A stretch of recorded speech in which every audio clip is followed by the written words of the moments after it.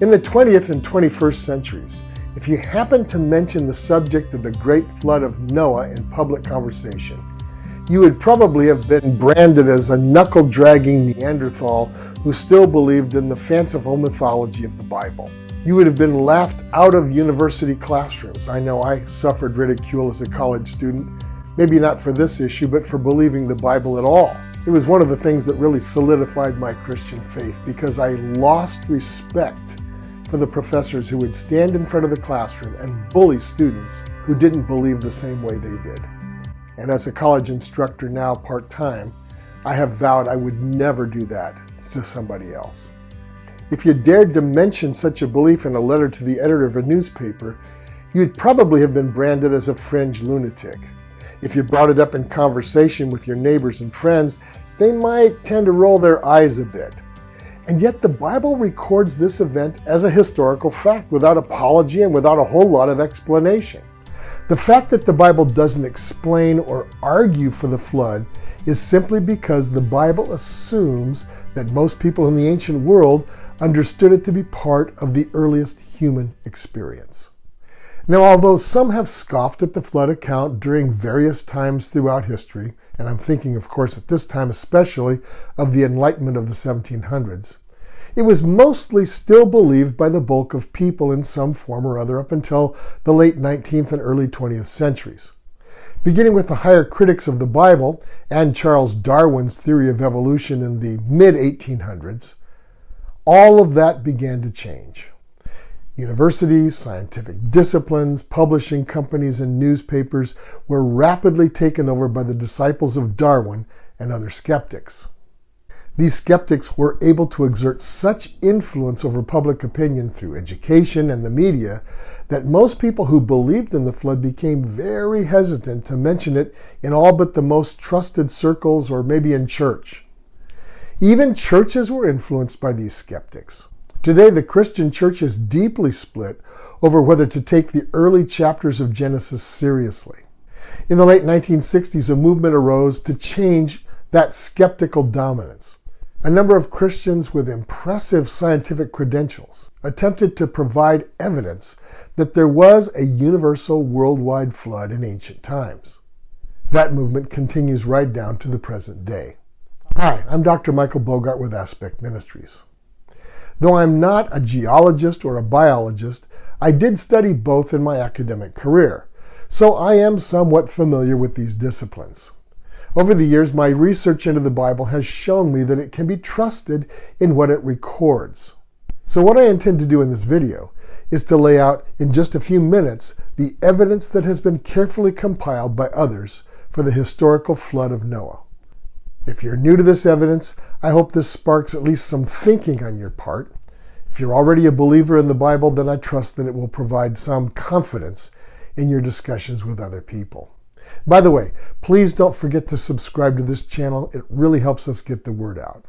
Beyond the general skepticism toward anything supernatural or biblical, these skeptics make two main points against the flood. Number one, the geologic and fossil records are the result of slow, mostly uniform processes over millions of years. Two, although there have always been local floods in ancient times, some of them quite large in extent, there is no evidence of a worldwide deluge.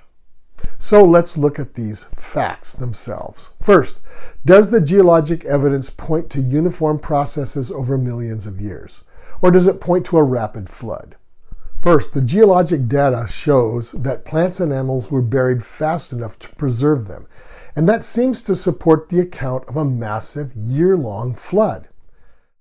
The fact that we have fossils at all argues for their rapid burial under airtight layers of silt and sediment. And it's not that we find occasional fossils in good condition here and there. There are enormous numbers, literally billions of fossils buried all over the globe, including in Antarctica. We've only found a small fraction of them so far. So if only occasional landslides had buried unsuspecting animals and plants, it might be reasonable to assume that it took millions of years to create these scattered results. But the fact that so many fossils exist all over the world indicates that something massive happened in a very short amount of time. Also, these fossils are often intact and well preserved. Again, it's not that you find only pieces of animals here and there. You often find complete fossils of fish as well as land animals and birds trapped under airtight layers of sediment. Sometimes the details in the fossilized skeletons are amazing. There are instances in which even the scales of dinosaurs and other reptiles are preserved. There are examples of fish in the process of eating smaller fish. And all of that implies that fossilization did not happen gradually, but suddenly and catastrophically. Then there's the evidence of coal layers with carbonized trees standing vertically through the other layers of coal. How in the world did that happen? As you may know, coal is simply compressed vegetation under heat and pressure from rock layers above. How is it then that sometimes what appears to be a carbonized tree will stand vertically through the horizontal layers of coal? That could not possibly happen over millions of years. It had to happen over a very short amount of time, a couple of years at most. As I said, I'm not a geologist. My advanced degrees are in Bible and education. However, my undergraduate degree is in forestry. I guess I didn't figure out what I wanted to do with my life until well after graduation. But from my forestry training, I know that trees generally tend to decay just a few years after they fall on the ground.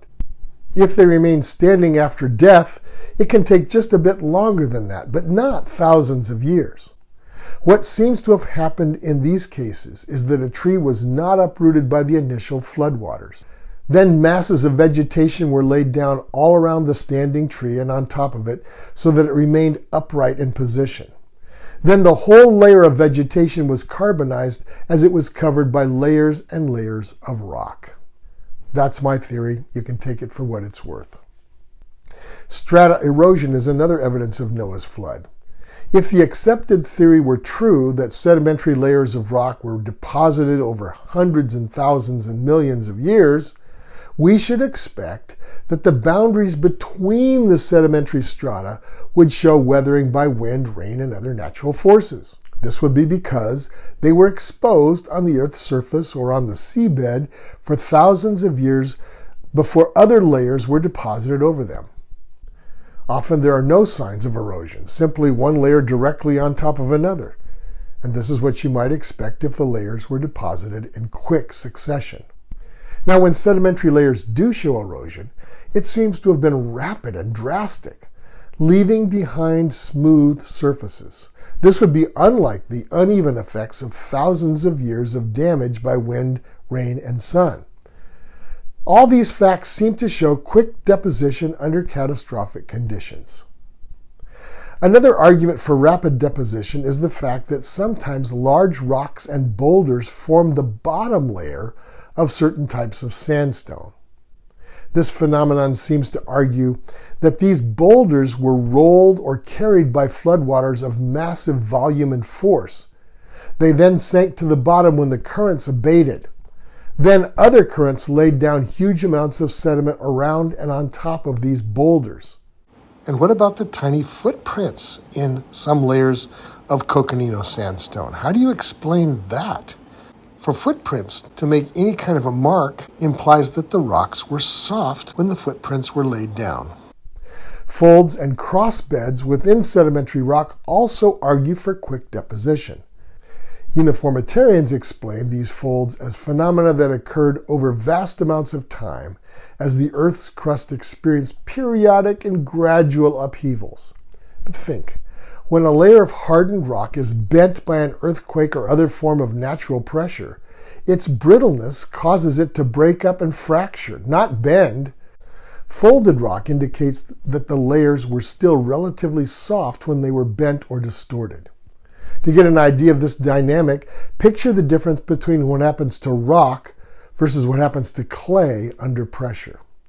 So a much more plausible explanation for these folded layers would be that a massive flood laid down layers of soft sediment while the Earth's surface was undergoing massive pressure from subterranean upheavals.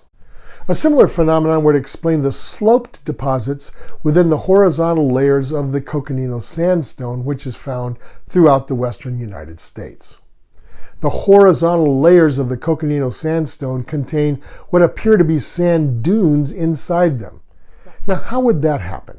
How could sand dunes on the Earth's surface, which are known to be blown and reformed by winds on a regular basis, be surrounded by horizontal layers of sandstone? It seems more likely that these mounds or ridges of sand were formed underwater by violent currents, and then when the conditions changed briefly, the sediment still floating in the water settled down around these dunes. Later, another catastrophe occurred that laid down layers on top of it all, hardening everything into stone. So the evidence can certainly be seen as resulting from a sudden, short-lived flood. Okay, uniformitarians who believe that strata and fossils happen by natural forces over millions of years, along with some Christian scholars, say that major floods in ancient times were real enough, but that they were local or restricted only to portions of the earth, rather than universal. Now, is there evidence that the Genesis flood was worldwide, as the Bible claims? Let's look at some clues. Well, how about the undisputed fact that some sediment layers span multiple continents? For example, limestone and sandstone layers of rock made up of virtually the same mineral composition have been shown to run underneath North America, Africa, and the Mediterranean region of the world. The same can be said for other parts of the world as well, having similar forms of rock spanning entire continents.